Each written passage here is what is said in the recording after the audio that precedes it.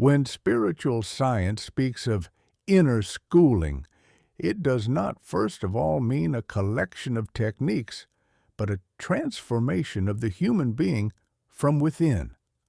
The soul that turns toward the spirit must gradually become a different organ of perception, capable of bearing what it wishes to know. Rudolf Steiner repeatedly insists that higher knowledge cannot be added to an unchanged soul like information to a memory. It arises only where thinking, feeling, and willing have been quietly reshaped. The path, therefore, begins with a certain attitude, a sincere, wakeful interest in the world and in other human beings, the willingness to stand truthfully before oneself, and the resolve to carry responsibility for one's thoughts and deeds. Such conditions are not moral ornaments, but organs for supersensible perception. A soul that is inwardly dishonest, restless, or self-centered cannot become transparent enough for spiritual realities. It remains filled with its own noise. The first step toward inner schooling is thus a purification of motive. We seek the spirit not for curiosity, power, or escape, but because we wish to serve the truth of the world more consciously. From this fundamental decision, there follows the need for inner quiet, not the emptiness of sleep, but a wakeful stillness in which thoughts no longer rush chaotically, feelings no longer storm unchecked, and the will is no longer driven by every outer impression. Steiner describes this quiet as a cultivated capacity, a daily practice of withdrawing for a few minutes from the turmoil of life, letting yesterday's noise fall away and turning one's attention towards something that does not come from the senses, perhaps a simple, clear thought, a moral ideal, a symbol of nature contemplated in depth. In such conscious stillness, the soul begins to taste a different kind of reality, one that does not depend on the physical body. Yet even this basic stillness requires support. The path of inner schooling stands or falls with the way the everyday soul life is cultivated. That is why Steiner places at the threshold of esoteric life the so-called auxiliary exercises or general requirements that must permeate ordinary existence. They are the foundation on which everything else rests. The auxiliary exercises form a kind of inner grammar. They do not immediately open spiritual worlds. They make the soul trustworthy enough to enter them. Steiner structures them as 6 basic capacities that are to be practiced rhythmically, usually by devoting oneself to one for a month, then adding the next, until all 6 are carried together like tones in a quiet chord within the soul. The first is control of thinking. For a few minutes each day, one chooses a simple object or concept and sticks with it, bringing the wandering mind back again and again. In doing this, one discovers how unruly thought actually is, how easily it slips away into associations and distractions. Through gentle but firm practice, thinking learns to obey the I. This is not about becoming narrow or rigid, but about awakening sovereignty over one's own inner life. Only a thinking that can hold itself upright can later become a vessel for imaginations that do not come from the senses. The second exercise is control of the will, deciding on a freely chosen deed, small and outwardly insignificant, and carrying it out at a fixed time simply because one has resolved to do so. The content may be trivial, but the gesture is profound. The I learns that it is not merely pushed by habit and circumstance, it can initiate. This quiet training prepares the will to take hold of subtler inner processes, meditation, concentration, moral decisions, with firmness and reliability. The third is equanimity or composure of feeling. Here, the soul practices remaining inwardly balanced amid sympathy and antipathy, joy and pain, not by suppressing feeling, but by learning to stand within it without being thrown about. The more the eye can remain awake in its own feeling life, the less it will be overwhelmed when spiritual experiences later intensify joy and awe, fear, or reverence. The fourth exercise is positivity, seeking the kernel of meaning, the hidden good, even in what appears flawed or disturbing. This does not mean sentimental optimism or blindness to evil. It means developing a perception for the seeds of future good that lie hidden in every situation and every human being. Such positivity becomes a real organ of perception for the spiritual world, in which nothing exists without purpose.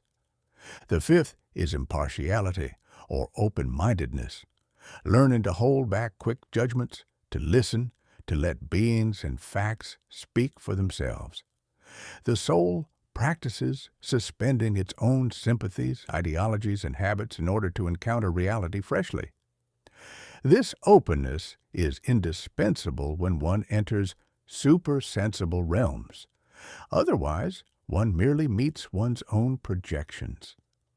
Finally, the sixth exercise is inner harmony, learning to hold these five capacities together in quiet balance so that the soul becomes a well-tuned instrument rather than a collection of isolated efforts.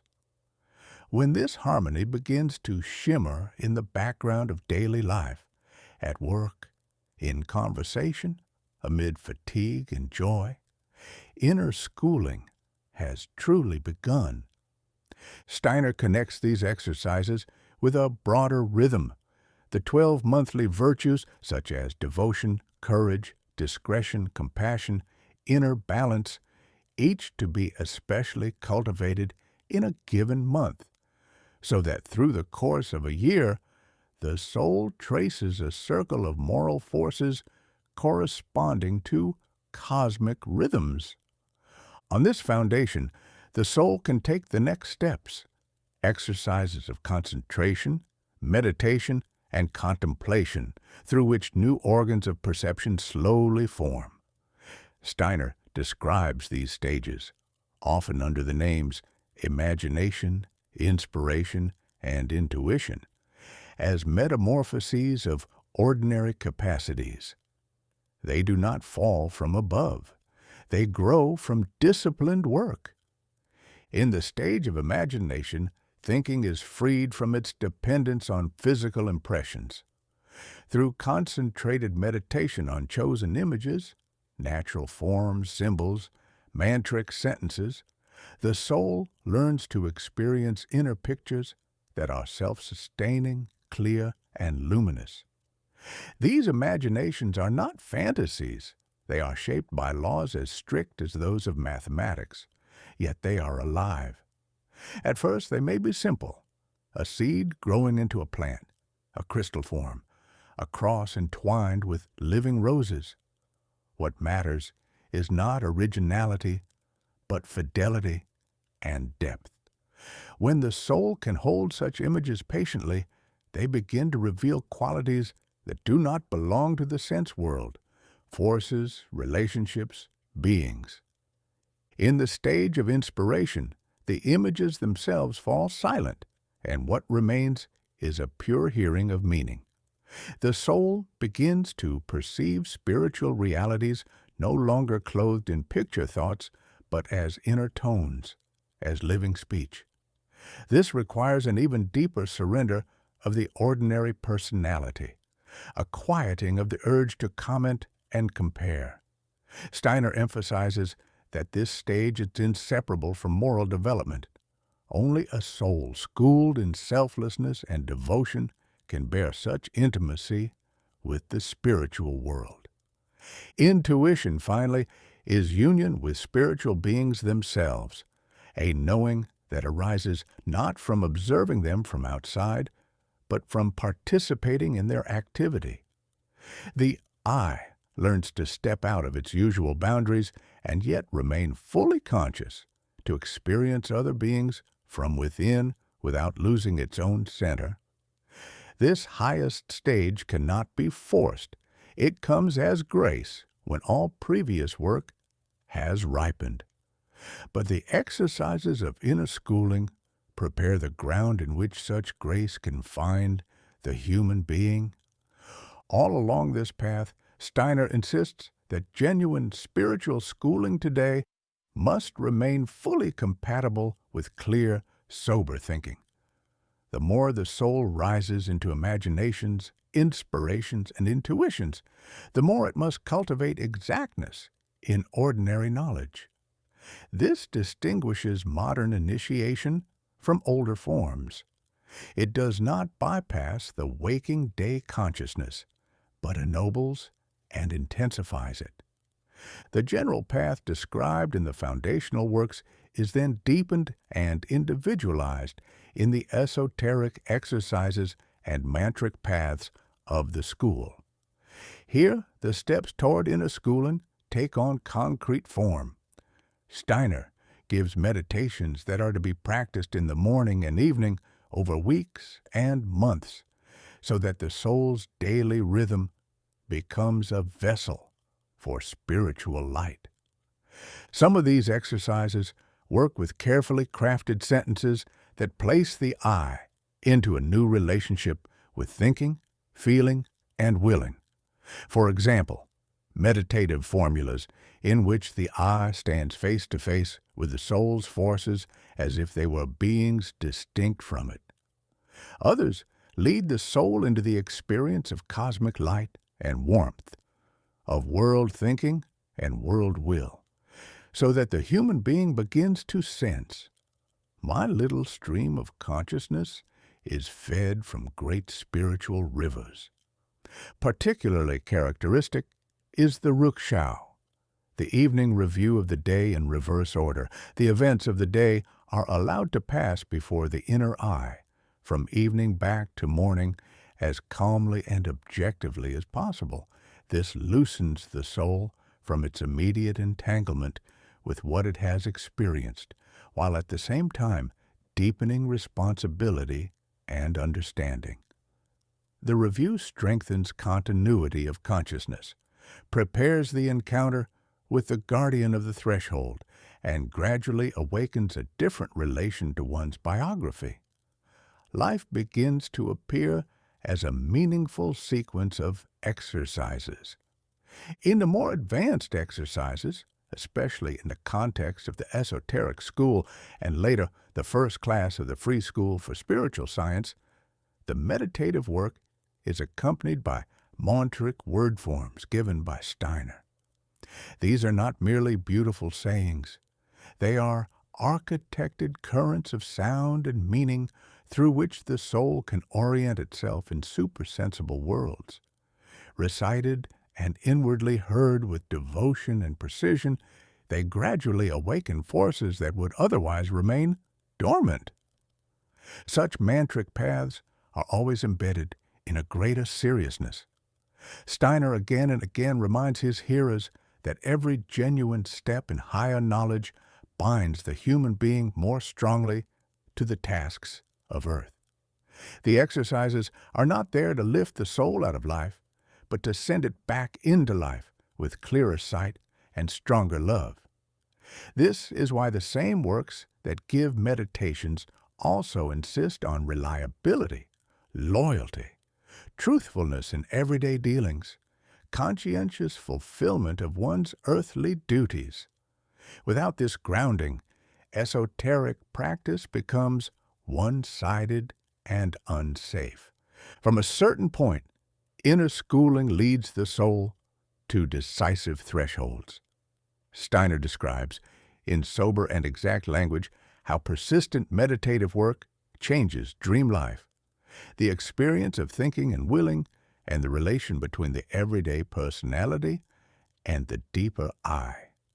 Dreams become more transparent, filled not only with arbitrary pictures, but with meaningful sequences. one begins to perceive how spiritual impressions penetrate the night. At the same time, a doubling can occur. The human being experiences its ordinary self going about daily tasks, and alongside it, in quieter moments, a second inner figure forming, more awake, more objective, more courageous. This is the germ of the higher self. If the auxiliary exercises have been faithfully practiced, this development remains balanced and fruitful. If not, it can lead to restlessness or confusion. Inner schooling always intensifies what is already in the soul, for good or for ill. Eventually, the path leads to the encounter with the guardian of the threshold, the living sum of all unresolved tendencies, impulses, and untransformed forces belonging to the human being across incarnations. This being is not an invention of the imagination. It appears as an objective reality when the eye has grown strong enough to face itself. To stand before the guardian means to recognize, without self-deception, what must still be purified if the soul is to walk consciously in spiritual worlds without harming itself or others. Here, the earlier steps of schooling reveal their true purpose. Control of thinking is needed so that the soul does not flee into illusion or denial. Equanimity is needed so that shame or fear do not paralyze. Positivity and open-mindedness are needed so that even one's own shadow can be met with the question, how can this be transformed into service? Harmony of soul is needed so that the encounter does not split the person inwardly, but deepens their unity. Without such preparation, the threshold experience would be overwhelming. With it, the guardian becomes a guide. Steiner's esoteric indications never conceal the difficulties of this path. He speaks openly of the dangers of pride, fantasy, fanaticism, and of the temptation to use spiritual insight for personal advantage. But he also shows how the path itself contains the remedies: modesty before truth, a willingness to test every experience against calm thinking, the constant return to practical work and human service. Where these attitudes live, the soul can pass the threshold and return enriched, bearing real knowledge instead of mere impressions. In the first-class lessons, Steiner then speaks of inner schooling in an even more intimate way. He no longer describes only exercises and stages, but places the human being into a living dialogue with spiritual beings. The path is shown as a way of answering a question that the cosmos itself poses to the soul, the guardian, the hierarchies, the Christ being. These are not ideas, but presences with whom the meditating eye gradually enters into relation. The mantric texts of the class repeatedly emphasize that the human being is called to become a co-worker in the world. Inner schooling is not self-perfection in isolation, it is preparation for service in the widest sense. The more the eye awakens, the more it senses that every thought, every feeling, every will impulse has significance beyond the personal sphere. Each can either darken or clarify the spiritual atmosphere surrounding other human beings.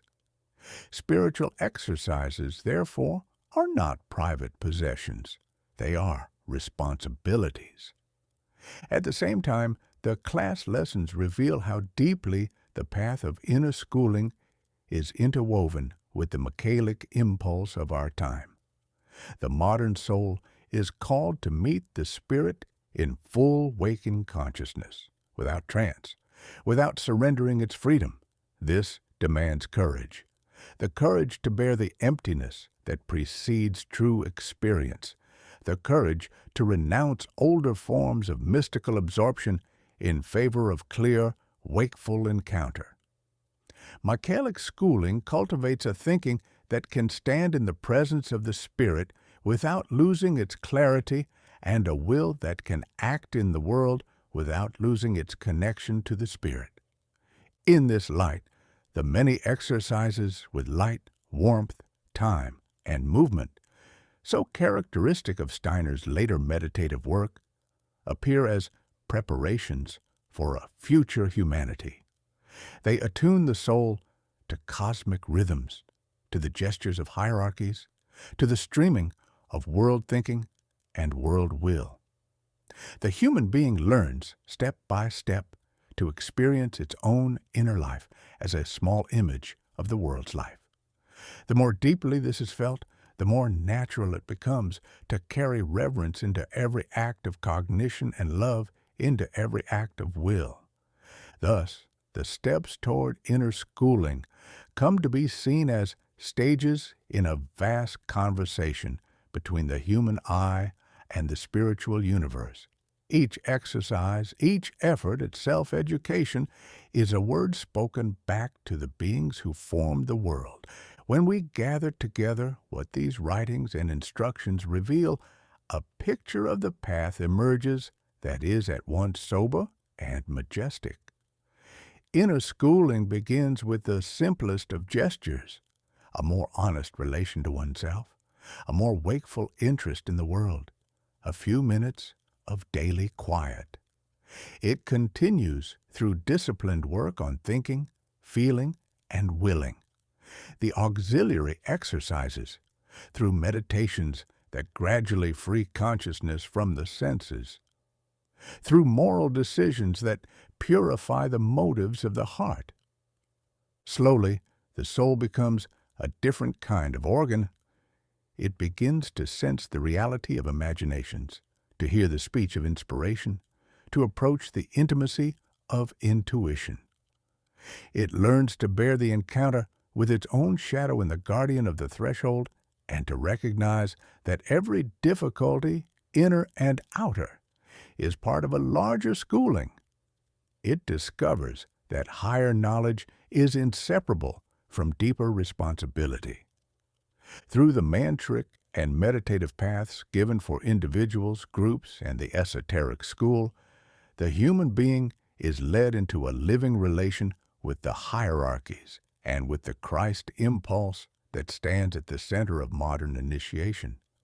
The I learns to stand upright in spirit, to think clearly in the presence of supersensible realities, to will with increasing purity in the midst of earthly life.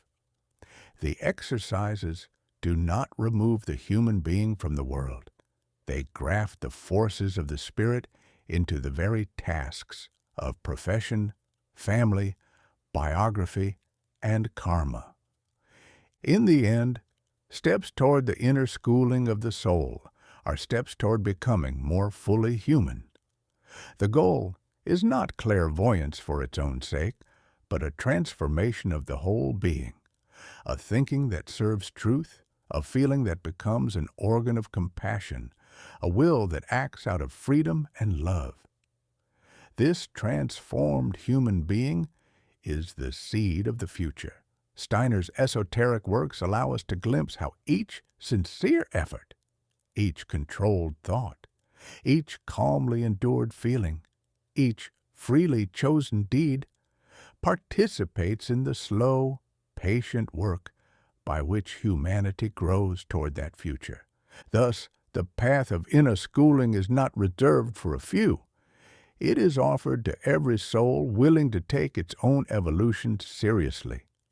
The steps may be small and hidden, but they lead, over years and lives, toward a state in which the human I can truly say, I am no longer merely carried by the world. I help to bear it in the light of the Spirit that has awakened within me.